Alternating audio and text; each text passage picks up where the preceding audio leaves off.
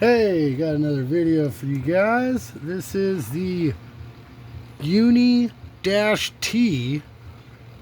UT203 digital multimeter, voltmeter, clamp-on amp meter.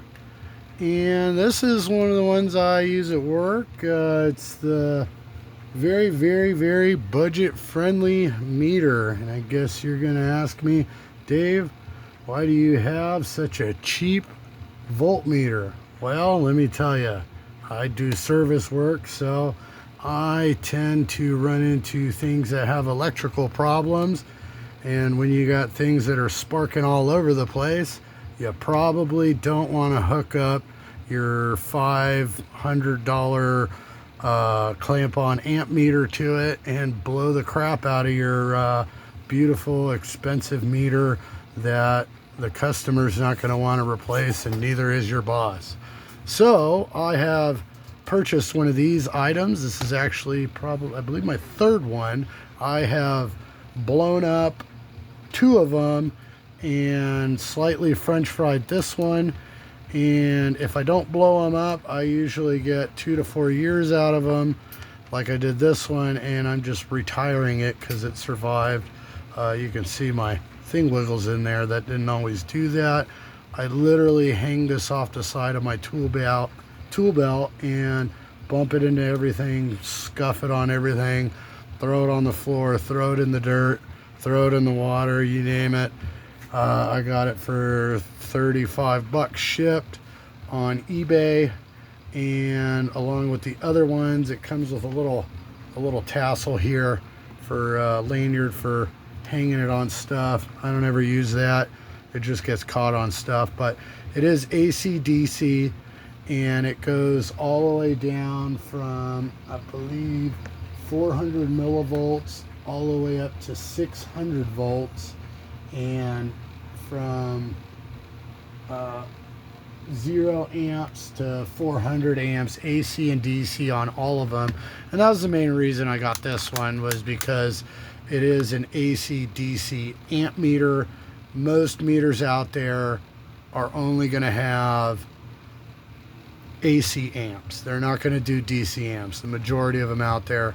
And this one is true RMS, and I have been able to you can catch locked rotor ratings with it, but the other issue is you know, it doesn't quite grab the locked rotor rating as fast as some of the other meters out there.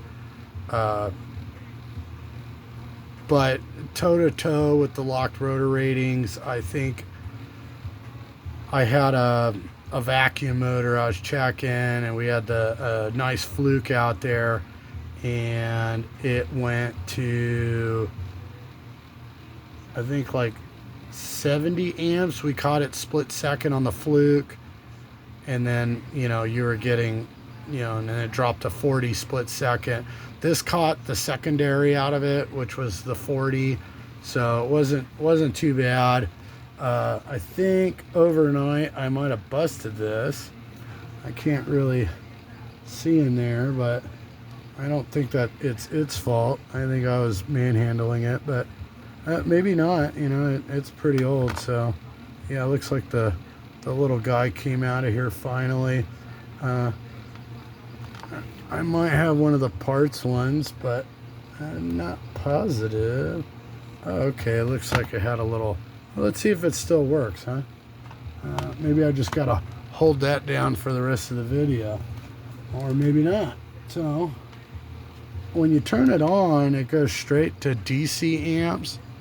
So if you're doing AC amps, you gotta, or sorry, volts or amps, it goes straight to DC. So this is definitely really good when I do automotive stuff and I'm dealing with DC, because I'm guessing the priority for this guy was DC. And again, really good price point. So let's see if my lead is even attached here. Let's see.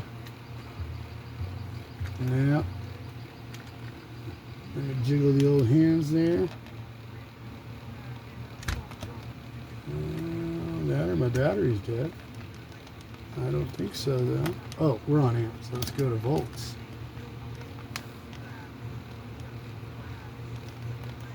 Nah, I think I broke it. Okay, 5 minutes into that, the old beater meter is been re-soldered on the inside, but it's a little delicate. So we'll still do a test here. So when you set it to yeah, kind of versatility here in the field repair, when you put it to continuity, which is a little beep symbol here, you know, it's not going to beep out, but you gotta hit select and then it'll beep. It's pretty good. Kind of cool. I was able to pull the cover off and just resolder the inside tang there, but yeah, it didn't seem to like the socket being filled with solder. And I was actually going to plan on buying the newer updated version of this, just because I've had such good luck with these meters, and you know, them being true RMS and a really good price point. I might buy another one of these as, you know, just for on the bench, and then the better version. Just, these are good little meters and they're cheap. And I wasn't a huge fan of the Harbor Freight one, just because of the battery type they use. I didn't think it was very good. So, you know, again, not a huge fan of that particular clamp-on meter. I mean, I would say it's pretty good in a pinch, but if you're going to be using it semi-regularly, not so hot. And again, you go straight to DC volts there. Let's see, and then there's negative and positive on a little motorcycle battery. Yeah, let me see if I can grab that and hold it up for you. I don't have the 12.7, so I mean, for sitting voltage, that's pretty good. And it'll tell you if you have your polarity switched. You know, if you go positive to negative and negative to positive, it'll show you the negative symbol there. And then as far as AC volts, let's see here. I really don't mind destroying this guy. You switch over to AC volts, and we'll stick one in there, and we'll stick one in there, and you can see I got 116 volts there. Not too bad. It's a good meter. And then anything you want to check the amperage on, you just clamp over that individual wire, and it'll tell you what the amps are coming in or out of whatever it is that you're pulling power on.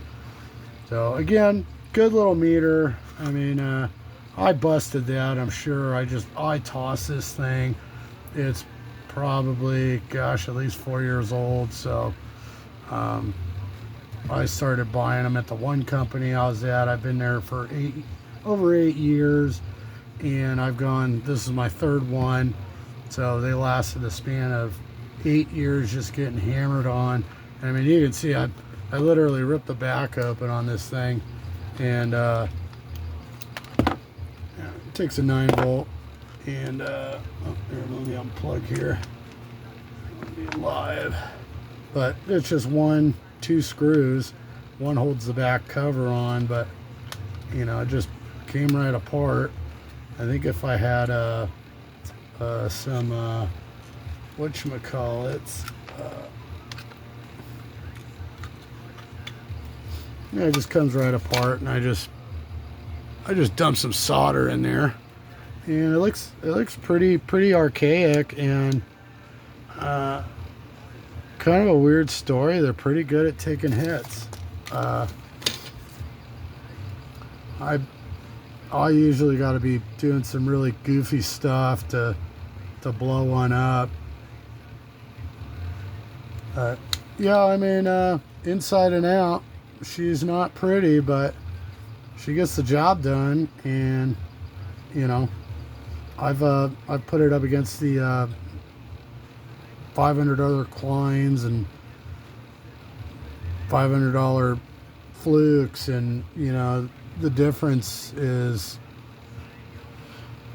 I'm not telling you to don't buy those are good meters, but the ideal, I put it up against the ideal also, clamp on amp meters, and you know, AC DC clamp, and this one does really good as far as, you know, as for hey, at home doing your own projects, or if you're an electrician like me and you need to destroy some stuff.